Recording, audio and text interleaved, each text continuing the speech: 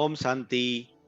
आज का अव्यक्त महावाक्य 6 सितंबर 1975 से लिया गया है, जिसका शीर्षक है तीन कंबाइंड स्वरूप।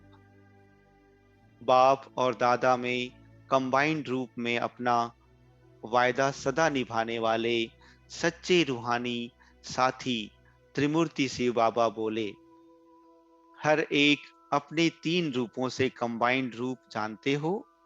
एक है अनादि कंबाइंड अर्थात संयुक्त रूप, दूसरा है संगम युगी कंबाइंड रूप और तीसरा है भविष्य कंबाइंड रूप। इन तीनों को जानते हो। आप मनुष्य आत्माओं का अनादि कंबाइंड रूप कौन सा है? पुरुष और प्रकृति कहो या आत्मा और शरीर कहो, यह अनादि कंबाइंड रूप इस अनादि ड्रामा में नूंधा हुआ है। भविष्य कंबाइंड रूप कौन सा है? विष्णु चतुर्भुज। संगम युगी कंबाइंड रूप आपका कौन सा है? शिव और शक्ति। शक्ति शिव के सिवाय कुछ कर नहीं सकती और शिव बाप भी शक्तियों के बिना कुछ कर नहीं सकते। तो संगम युगी कंबाइंड रूप सबका है। शिव शक्ति सिर्फ माताओं का ही नहीं है, पांडव भी शक्ति स्वरूप हैं। यादगार के रूप में आजकल के जगत गुरु भी आपके कंबाइंड रूप शिव शक्ति का पूजन करते आ रहे हैं।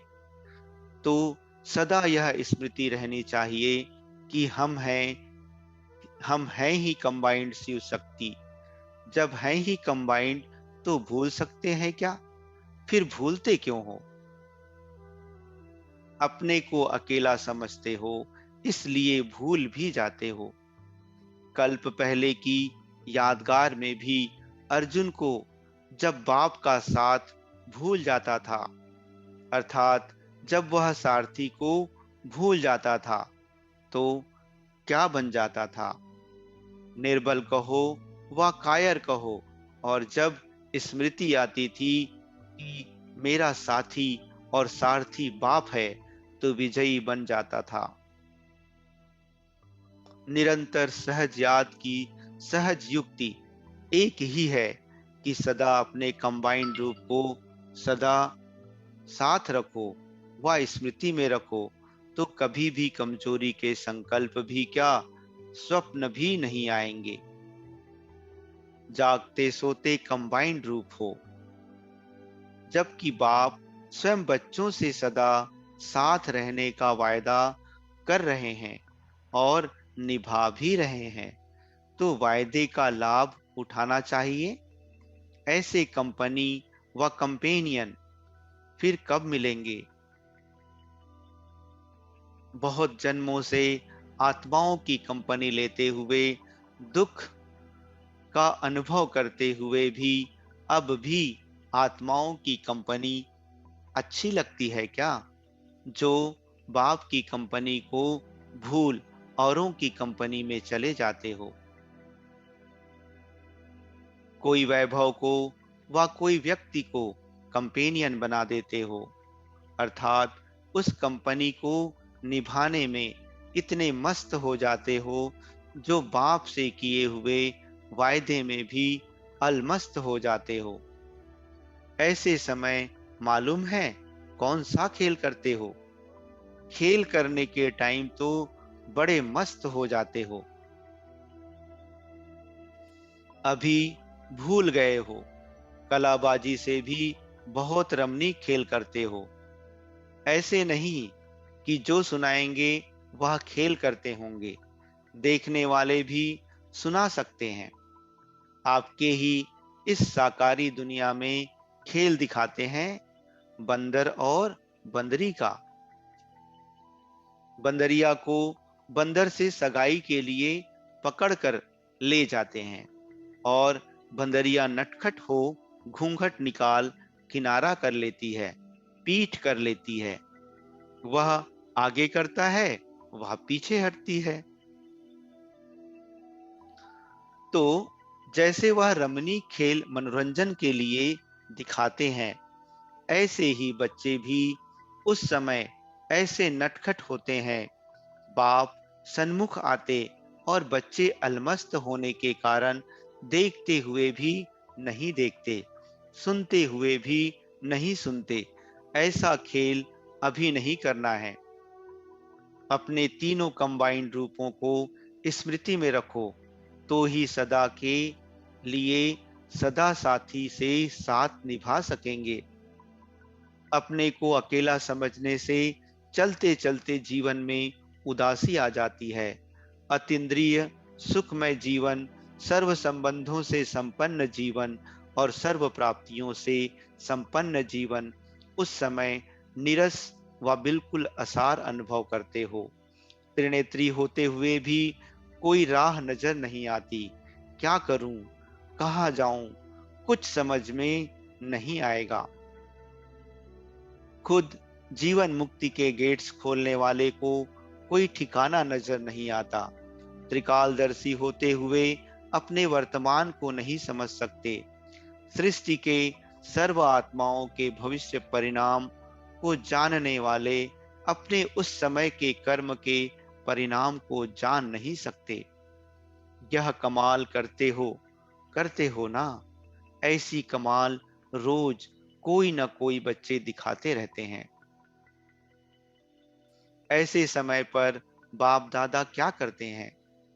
बहुत मनाते और रिझाते हैं, लेकिन फिर भी बच्चे नटखट करते हैं।